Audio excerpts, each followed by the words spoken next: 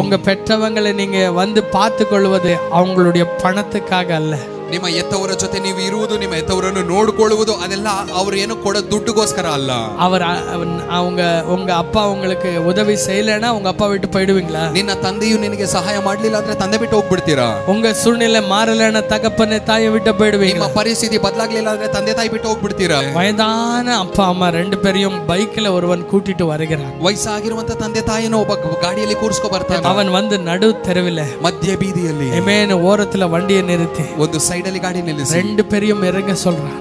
ಇಬ್ಬರನ್ನು ಇಳಿರಿ ಅಂತಾನೆ. ரெண்டு பேரும் இறங்குறாங்க. ಇಬ್ರು ಇಳಿತಾರೆ. பாவம் அந்த ವಯಸ್ಸಾனவருக்கு காலை கீழே இறக்கிறதுக்கும் அந்த வண்டியில இருந்து கஷ்டப்பட்டு இறங்குறாங்க. ಆ ವಯಸ್ಸಾಗಿರುವವರು ಪಾಪ ಗಾಡಿಯಿಂದ ಕೆಳಗೆ ಇಳಿಯುವುದಕ್ಕೂ ಕಷ್ಟಪಟ್ಟು ಇಳಿದ್ರು. முன்னாலே அவர் அந்த பைக்ல அவர்கள் அந்த வயதான அப்பா அம்மா கிட்ட வச்சிருப்பா. ಆ ವಯಸ್ಸಾಗಿರುವಂತ ತಂದೆ ತಾಯಿಯ ಒಂದು ಬ್ಯಾಗ್ ಮುಂದೆ ಇರುತ್ತೆ. அவங்களை இறக்க வச்சு ಅವ್ರನ್ನ ಇಳಿಸಿ அந்த கிட்ட தூக்கி அந்த மண்ணில வீசிடு. ಆ ಬ್ಯಾಗ್ ಅನ್ನು ತೆಗೆದು ಹಾಗೆ ಕೆಳಗೆ ಎಸಿತಾನೆ. கீழே அந்த மண்ணில போய் அது விழுகிறது. அந்த பேக் ಅದು ಆ ಬ್ಯಾಗ್ ಹಾಗೆ ಹೋಗಿ ಕೆಳಗೆ ಮಣ್ಣಲ್ಲಿ ಬೀಳುತ್ತೆ. ಆಮೆನ್. வண்டியை திரும்பி கூட பார்க்காம அவன் வண்டி எடுத்துன்னு போய் விடுகிறான். ತಿರುಗಿ ಕೂಡ ನೋಡದೆ ಗಾಡಿ ಸ್ಟಾರ್ಟ್ ಮಾಡ್ಕೊ ಹೋಗ್ಬಿಡ್ತಾನೆ.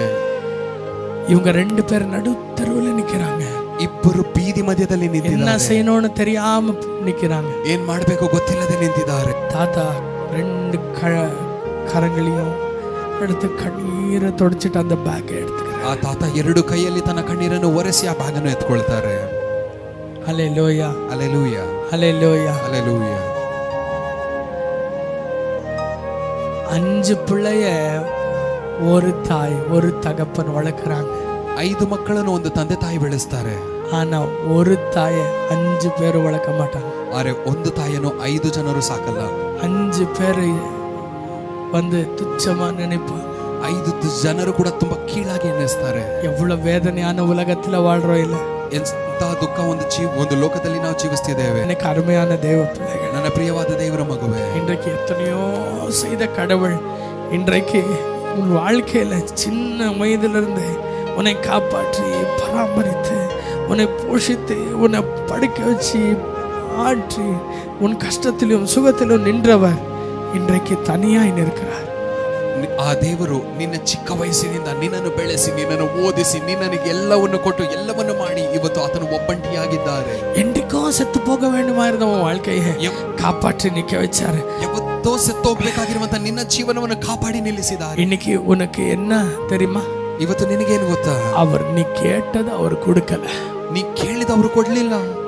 நீ விரும்பினது உன் வாழ்க்கையில நடக்கல. ನೀ ಆಸೆ ಪಟ್ಟಿದ್ದು ನಿನ್ನ ಜೀವನದಲ್ಲಿ ನಡೀಲಿಲ್ಲ. அது ஒரு காரியத்துக்காக, ಆ ಒಂದು ಕಾರ್ಯಕ್ಕಾಗಿ உன்னை வளர்த்து உன்னை ஆளாக்கி உன்னை உயர்த்தினவர் குப்பையா மாறிட்டார். ನಿನ್ನನ್ನು ಬೆಳೆಸಿ ನಿನ್ನನ್ನು ಉನ್ನತ ಸ್ಥಾನದಲ್ಲಿ ಇಟ್ಟು ನಿನಗೆ ಎಲ್ಲವನ್ನು ಕೊಟ್ಟ ದೇವರು ಇವತ್ತು ಕಸದ ಸ್ಥಳದಲ್ಲಿದ್ದಾರೆ. இன்னைக்கு ஆண்டவர் அப்படிதான் நிற்கிறார். ಇವತ್ತು ದೇವರಾಗಿ ನಿಂತಿದ್ದಾರೆ. அவர் உன் இவ்வளவு செய்தேனே என்று சொல்லி உன்னை அடிக்கிறதுக்கு அவர் எவ்வளவு நேரம்? ನಿನಗೆ ಇಷ್ಟು ಮಾಡಿದ್ನಲ್ಲ ಅಂತ ಒಡೆಯಕ್ಕೆ ಎಷ್ಟೊತ್ತು ಬೇಕು? பிள்ளைக்கு தகப்பன் அடிக்கிறது தப்பே இல்லையே. ತಂದೆಯು ಮಗುವನ್ನು ಒಡೆಯೋದು ತಪ್ಪಿಲ್ಲ. ஆனால் ஏசுமா இருக்கிறார் தெரியும். ಆದ್ರೆ ಯಾಕೆ ಸುಮ್ಮನಿದ್ದಾರೆ ಗೊತ್ತಾ? நீ நல்லா இருந்தால் போதும். ನೀ ಚೆನ್ನಾಗಿದ್ರೆ ಸಾಕು. இன்னைக்கு எத்தனை பேர் சொல்றீங்க? ಇವತ್ತು ಎಷ್ಟು ಜನ ಹೇಳ್ತೀರಾ? அப்பா எனக்கு நீங்க வேணும்பா. ಅಪ್ಪ ನನಗೆ ನೀನು ಬೇಕು. I want you daddy. ಅಪ್ಪ ನನಗೆ ನೀನು ಬೇಕು. தகப்பன் அவருடைய அன்பு, ತಂದೆಯ ಪ್ರೀತಿ இருக்கிறவர்களுக்கு தெரியாது. ಇರುವವರಿಗೆ ಗೊತ್ತಾಗಲ್ಲ. தாயோடைய அன்பு, ತಾಯಿಯ ಪ್ರೀತಿ தாய் இருக்கிறவர்களுக்கு தெரியாது. ತಾಯಿ ಇರುವವರಿಗೆ ಗೊತ್ತಾಗಲ್ಲ.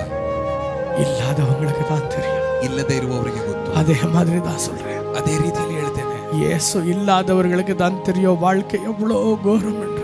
ಯೇಸು ಇಲ್ಲದೆ ಇರುವವರಿಗೆ ಗೊತ್ತು ಜೀವನ ಎಷ್ಟು ಕಷ್ಟ ಅಂತ. உனக்கு எல்லா நன்மைகளினால நிரப்பியிருக்கிறார். ಎಲ್ಲ ಒಳ್ಳೆದ್ರಿಂದ ನಿನ್ನನ್ನು ತುಂಬಿಸಿದ್ದಾರೆ. நினைச்சு பார்க்க மனசில்லாம வாழ்றோம். ನೆನೆಸಿ ನೋಡುವುದಕ್ಕೆ ಮನಸ್ಸಿಲ್ಲದೆ ಜೀವಿಸ್ತಿದ್ದೇವೆ. இயேசு எங்க வாழ்க்கையில ஒரு ஆப்ஷனா மாறிட்டார். ಯೇಸು ನಮ್ಮ ಜೀವನದಲ್ಲಿ ಒಂದು ಆಯ್ಕೆಯಾಗಿ ಬದಲಾಗಿದ್ದಾರೆ. தேவையான போது யூஸ் பண்ற ஒரு செருப்பாயிட்டார். ಬೇಕಾಗಿರುವಾಗ ಹಾಕೊಳ್ಳುವಂತ ಒಂದು ಚಪ್ಪಲಿಯಾಗಿದ್ದಾರೆ. ஆனால் ஆண்டவர் எந்த இடத்தை எதிர்பார்க்கிறார் தெரியுமா? ಅರೆ ದೇವರು ಯಾವ ಸ್ಥಳವನ್ನು ಎದುರು ನೋಡ್ತಿದ್ದಾರೆ? அவர் எந்த இடத்துல இருக்க தகுதி உள்ளவர் தெரியுமா? ಅವರು ಯಾವ ಸ್ಥಳದಲ್ಲಿ ಇರುವುದಕ್ಕೆ ಯೋಗ್ಯನು ಗೊತ್ತಾ?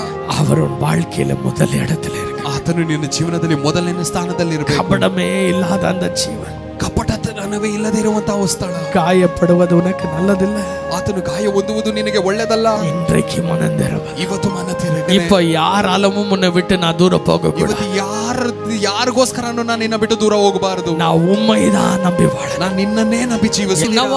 ಇವತ್ತಿನಿಂದ I want to live a sensitive life for God. ನಾವು ಒಂದು ದೇವರಿಗಾಗಿ ಸ್ಪರ್ಶವುಳ್ಳ ಜೀವನವನ್ನು ಜೀವಿಸಬೇಕು. Amen. I want to know God more and more. ಇನ್ನು ಹೆಚ್ಚಾಗಿ ದೇವರ ಬಗ್ಗೆ I want to walk with him closely. ನಾನು ದೇವರೊಟ್ಟಿಗೆ ಇನ್ನೂ ಹತ್ರದಲ್ಲಿ ನಡಿಬೇಕು. Because God's love upon me is immeasurable. ಯಾಕಂದ್ರೆ ದೇವರು ನನ್ನ ಮೇಲೆ ಇಟ್ಟಿರುವಂತ ಪ್ರೀತಿಗೆ ಅಳತೆನೇ ಇಲ್ಲ.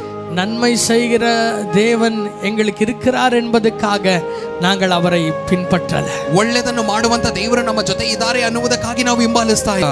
அவர் எங்களுக்காக நன்மை செய்து முடித்தார் என்றதுக்காக தான் அவரை நேசிக்கிறோம். ಅವರು ನಮಗೋಸ್ಕರ ಒಳ್ಳೆಯದನ್ನು ಮಾಡಿ ಮುಗಿಸಿದ್ದಾರೆ ಅನ್ನುವುದಕ್ಕಾಗಿ ನಾವು ಹಿಂಬಾಲಿಸ್ತಿದ್ದೇವೆ. அற்புதத்தை தேடி வந்தவர்கள் ಅದ್ಭುತವನ್ನು ಹುಡುಕಿ ಬಂದವರು அற்புதத்தை காணாமல் அவர்கள் பின்வாங்கி போயிட்டாங்க. ಅದ್ಭುತವನ್ನು ನೋಡದೆ ಅವರು ಹಿಂಜಾರಿ ಹೋಗ್ಬಿಟ್ರು. ಆದರೆ ಅற்புதமானவரை கண்டவர்கள், ಅದ್ಭುತವಾದ ದೇವರನ್ನು ನೋಡಿದವರು, எனக்காக நீங்க என்ன செய்வீங்கன்னு அல்ல, ನನಗೋಸ್ಕರ ಏನ್ ಮಾಡ್ತೀರಾ ಅಲ್ಲ, நரகத்தை எனக்காக மூடி ನನಗೋಸ್ಕರ ನರಕವನ್ನು ಮುಚ್ಚಿ ಪರಲೋಕத்தை எனக்காய் திறந்து ಪರಲೋಕವನ್ನು ನನಗೋಸ್ಕರ ತೆರೆದು நித்திய ராஜ்யத்திலே ನಿತ್ಯವಾದ ರಾಜ್ಯದಲ್ಲಿ உம்மோடு வாழ எனக்கு வாசலை திறந்திரேன்னு சொல்லி ನಿಮ್ಮೊಟ್ಟಿಗೆ ಜೀವಿಸುವುದಕ್ಕೆ ಒಂದು ಬಾಗಿಲನ್ನು ತೆಗೆದಿದ್ದೀರಲ್ಲ. ಆಮೆನ್. அப்படியே நினைச்சு வாழ்றவங்க, ಹಾಗೆ ನೆನೆಸಿ ಜೀವಿಸುವವರು அவங்க தான் உண்மையான தேவ பிள்ளை. ಅವರೇ ನಿಜವಾದ ದೇವರ ಮಕ್ಕಳು.